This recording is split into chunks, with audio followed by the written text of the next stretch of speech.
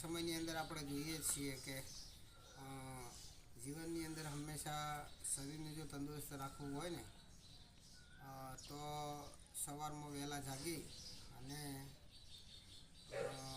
યોગ તો કરવો જ જોઈએ. યોગ કરવાથી શરીર સારું રહે છે. બીમાર તો થવાય, શરદી ઉધરસ તાવ ખાંસી આવું તો થયા કરે. તો ખાસ એક ટેકનિક આપણે એવી છે કે દરરોજ યોગ કરવાથી શરીર સારું રહે છે. પણ હંમેશા યોગ કરતાં પહેલાં ભગવાનનું અલગ ગણનું નામ લઈ અને ઓછામાં ઓછું 1 લોટો જેવું ગરમ પાણી સામાન્ય ગરમ પી નાખવાનું. પી અને પછી સૌ પ્રથમ એક એવો યોગ કરવાનો કે જેથી શરીરની અંદર આપણે જે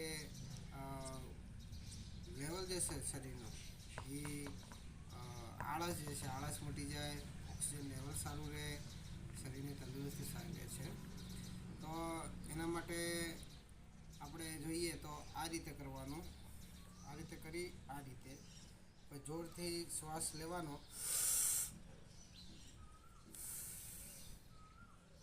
પછી છોડ દેવાનું, પછી આ રીતે કરવાનું, પછી ફરતી આ રીતે કરવાનું.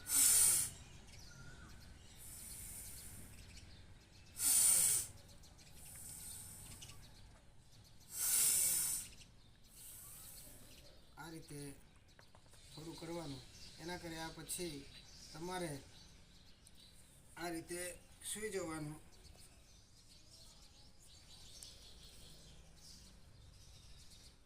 નીચે લેટ અને હાથ આ રીતે રાખવાના. આ રીતે રાખો તો એ સારું, આ રીતે રાખો તો એ સારું.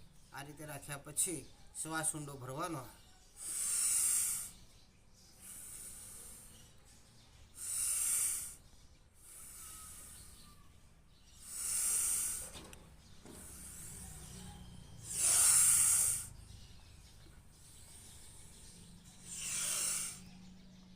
આવું ઓછા આ રીતે પણ કરી શકાય.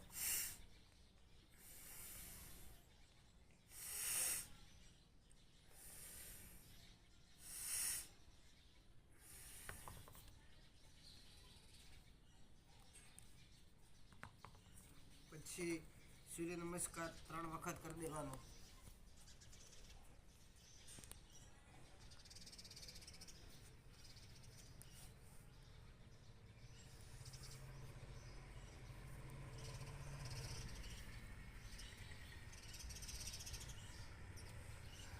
આ રીતે સૂર્ય નમસ્કાર 2-3 વખત કરવાનું. કર્યા પછી ફરીથી છાતીમાં દુખતું હોય, આવું થતું હોય તોય પણ આ રીતે શ્વાસ રોકી રાખવાનો.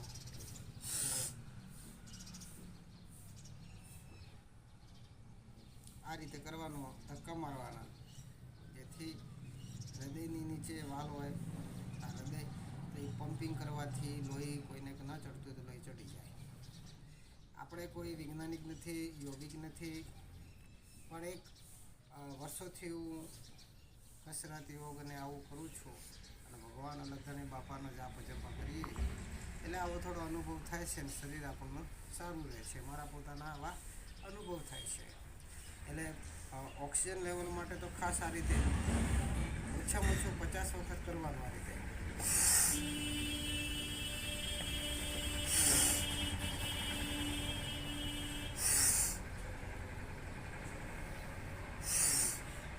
આ રીતે 50 વખત કરવાનું. પછી અનુલોમ વિલોમ ખાસ અગત્યનું હોય.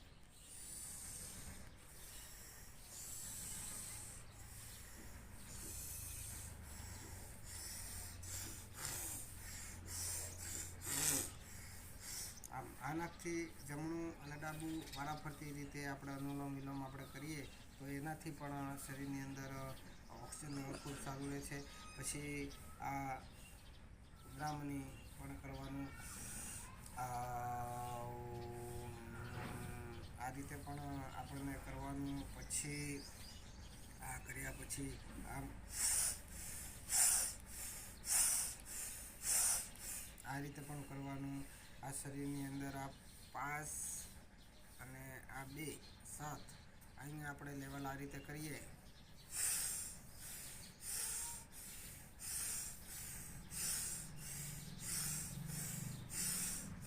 તો પણ ઘણું સારું. અહીંથી લેવલ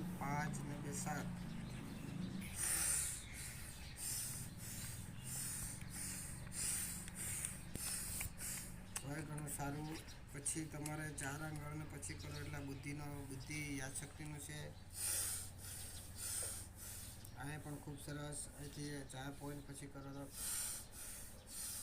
આ પણ ખૂબ સરસ. આ આંખ, કાન, નાક, કેન્સર, કિડની, આ માટે પણ ખૂબ સરસ છે. આ રીતે પણ ખૂબ સરસ છે.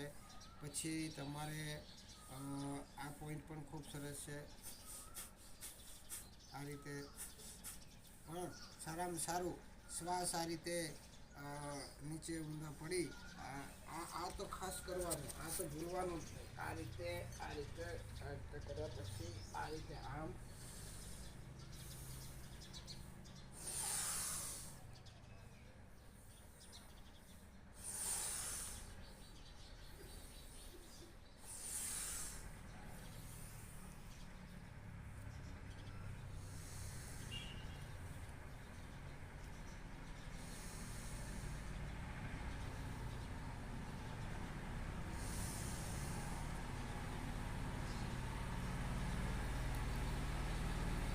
આ રીતે ખાસ 50 વખત કરવાનું. આ રીતે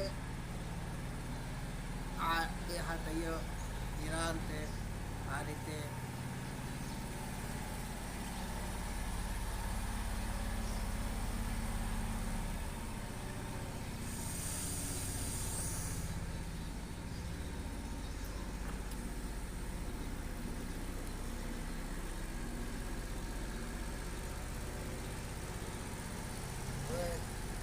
આપણે દરરોજ કરીએ તો એનાથી આપણું શરીર સારું રહેશે. આવા તો ઘણા યોગ ઋષિઓ ઘણા બધા સંતો સાધુઓ આપણને ધ્યાન દેતા હોય છે.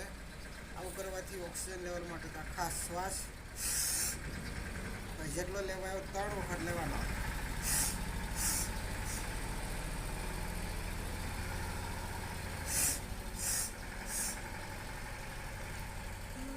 પછી આ રીતે પણ લઈ શકાય.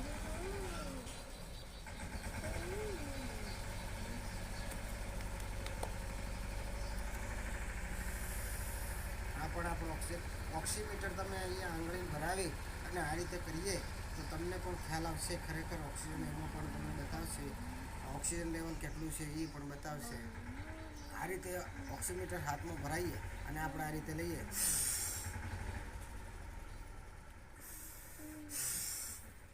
તો ઓક્સિમીટર તમારે એના સંખ્યા વધે છે. 60-70 છે જેવી ઓક્સિમીટર હોય એમાં માપ થઈ જાય છે. અને ઘટાડવું હોય તોય પણ થઈ જાય છે. એટલે માપ સંતુલન માટે આ ખાસ અગત્યનું છે. એટલે શરીરમાં ઓક્સિજન કુદરતે આપે છે. ઓક્સિજનનો ભરપૂર ઉપયોગ કરવો, વૃક્ષો વાવવાના હોય, સાવચેતી રહેવાનું હોય, આ યોગ્ય નિયમનું પાલન કરવાનું હોય. નમસ્કાર, નમસ્તો, અસ્તુ સર્વે હરિભક્તો સંતોને મારા જય ગુરુ મહારાજ જય